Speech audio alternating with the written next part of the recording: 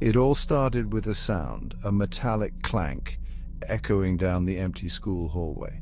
Most students at Northwood High were already outside, but I, Kayla, was still at my locker, searching for my history textbook.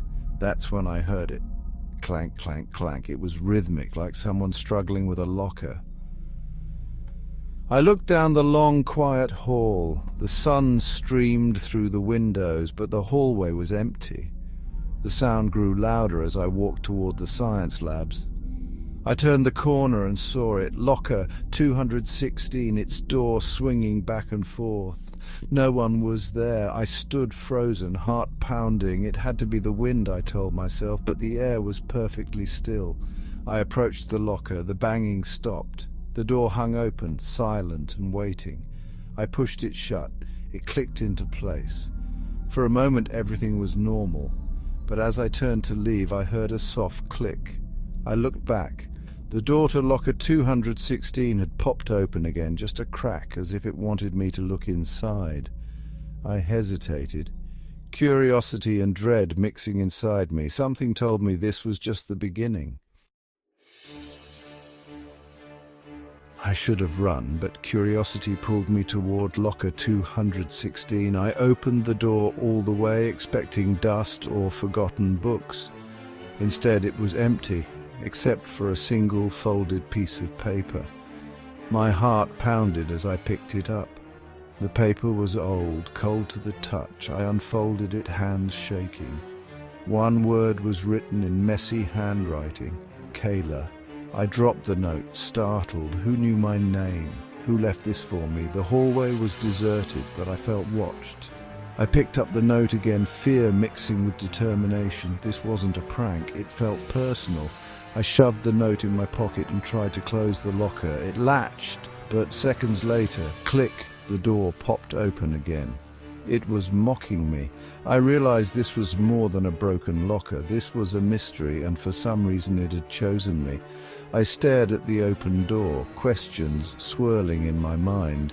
The silence pressed in, heavy and expectant. I knew I couldn't ignore it. I had to find out what was really going on.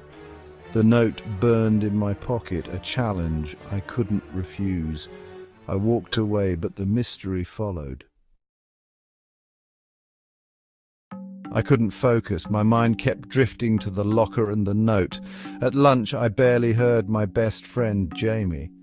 Sarah from the next table leaned in, whispering, "You mean the haunted locker?" "Haunted?" I asked, suddenly alert. "It belonged to Laura Ramstead. She disappeared years ago. Some say she ran away, others say something bad happened." The name sounded familiar, like a half-remembered story. Mark added, "My brother said students bullied her, locked her in that locker. When they found her, it was too late." The cafeteria felt colder. Ghost stories, I told myself, but the note in my pocket felt heavier. Was Laura trying to tell me something? I stared across the cafeteria, but all I could see was the empty hallway and the locker that wouldn't close. I felt a connection to Laura, a responsibility. The mystery deepened, and I was already in too deep to turn back. Laura's story was becoming my own. Days blurred together as my obsession with locker 216 grew. I checked it constantly. Sometimes it was closed, but often it hung open, inviting me. More notes appeared, single words: help, trapped, alone.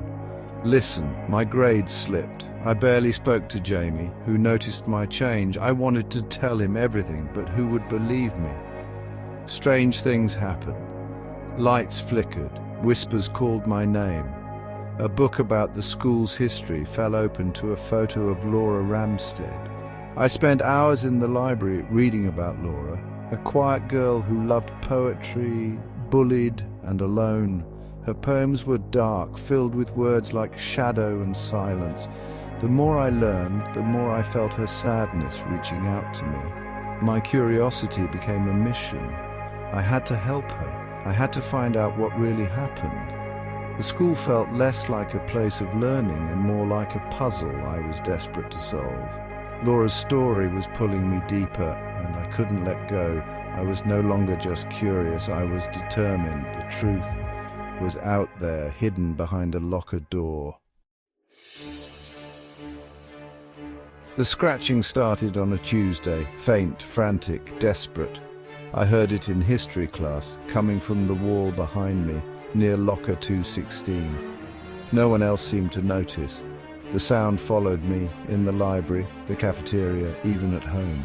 At night, I'd hear it in my bedroom walls, scratch, scrape, scratch. I was losing sleep, haunted by the noise and the urgent notes in the locker.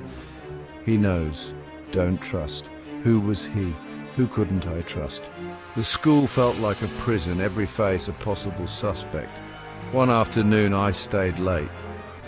The school was empty, the silence oppressive. As I passed locker 216, the scratching grew louder from inside the locker. I froze, then opened the door. The scratching stopped. The locker was empty, but fresh scratch marks covered the back wall. Underneath, a single word was carved. Tonight. My blood ran cold. The message was clear. Something was coming, and I was at the center of it. The fear was real now, inescapable. I knew I had to act. The mystery was no longer just a story. It was a warning, and it was meant for me. Sleep brought no relief, only nightmares. I dreamed of the empty hallway, cold and dark, walking towards locker 216. The locker door was always open, a black shadow oozing out. The shadow took the shape of a girl, Laura. I felt her sadness, her anger, her desperation. She pointed behind me, but I couldn't turn. I was paralyzed, forced to face the shadow while something unseen lurked behind. The shadow shrieked, a terrible static-filled sound. I woke up, heart racing, the scream echoing in my ears. The dream felt like a warning. Laura was trying to show me something. I was running out of time. The nightmares pushed me closer to the truth. The note said, "Tonight." I knew I had to return to the school. Fear warred with curiosity, but I couldn't back out now. I waited until my parents slept, then slipped out with a flashlight. The walk to school was tense, every shadow threatening. I snuck in through a gym window, the building eerily silent. The hallways stretched endlessly, darkness pressing in. I made my way to locker 216, heart pounding. The air was cold, heavy with a presence. The locker door was wide open, a black void in the row of metal. It was waiting for me. I took a deep breath and stepped forward. This was it, the moment of truth. I was about to uncover the school's darkest secret. I just hoped I was ready for what I'd find. The silence was suffocating. I reached for the locker, determined to end this. I stood before the open locker, flashlight trembling in my hand. The air smelled of rust and old secrets. The back panel looked loose. I pushed. It moved, revealing a hidden compartment. Inside was a small, leather-bound journal tied with a faded red ribbon. My heart hammered as I pulled it out. The first page, Laura Ramstead, 1995. I flipped through pages of poetry, loneliness and fear. The last entry was frantic, dated the day she disappeared. She wrote of a teacher, one who praised her poetry but had a dark side. He threatened her, trapped her, and she was afraid for her life. The final words, "He's coming for me. He knows I know. If you're reading this, don't trust Mr. Harrison. Mr. Harrison, my history teacher, the man whose classroom was next to this locker." The pieces clicked into place, the flickering lights, the falling book, the feeling of being watched. He had been trying to scare me away. I shoved the journal into my backpack, mind racing. I had to get out and tell someone. But as I turned, a floorboard creaked behind me. A figure stood at the end of the hall. It was Mr. Harrison. His voice echoed, "You shouldn't have come here." I was trapped. Terror surged through me. Mr. Harrison's calm classroom voice was now menacing. He walked toward me, blocking my escape. Laura was a troubled girl, he said. You shouldn't believe everything you read. I backed away, clutching the journal. She wanted people to know the truth, I stammered. He laughed coldly, eyes hard. This was the man Laura had feared. I threw my flashlight at him, hitting his chest. He staggered, surprised. I bolted for the emergency exit, his footsteps pounding behind me. I slammed the door open and ran into the night, breathless and terrified. The truth burned in my mind. I had Laura's story, but would anyone believe me? I ran home, the weight of the secret pressing on my chest. The school's darkness was exposed, but the danger wasn't over. I knew Mr. Harrison would try to silence me, just as he had silenced Laura. The journal was my only proof. I had to make sure the truth came out. I was no longer just a messenger, I was a witness. The haunted locker had given up its secret, but the real fight was just beginning. I looked back at the school, its windows dark and silent.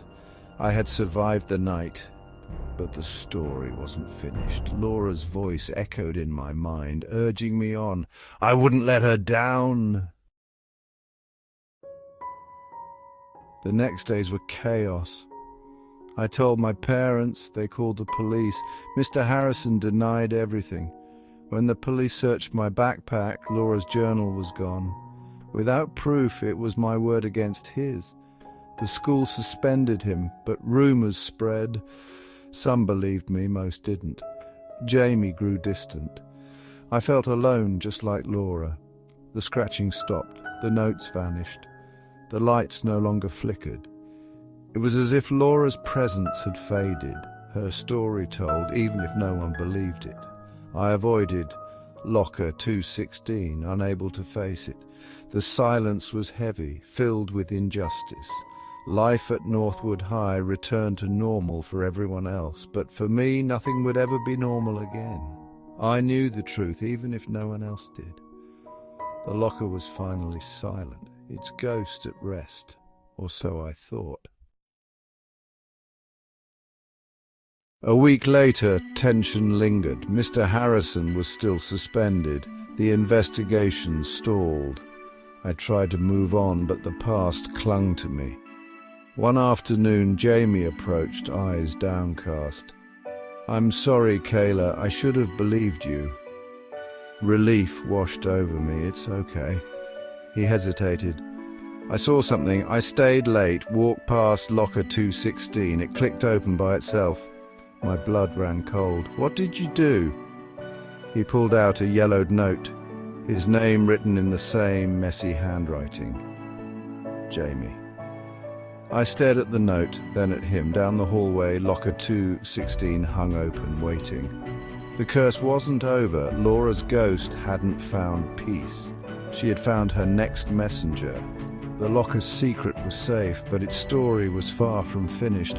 I realized the cycle was beginning again. The haunted locker was waiting for its next chapter. Jamie looked at me, fear in his eyes. I knew what he was feeling. The story wasn't over, the darkness still lingered, and the locker was never truly closed. Laura's story would go on, and so would mine.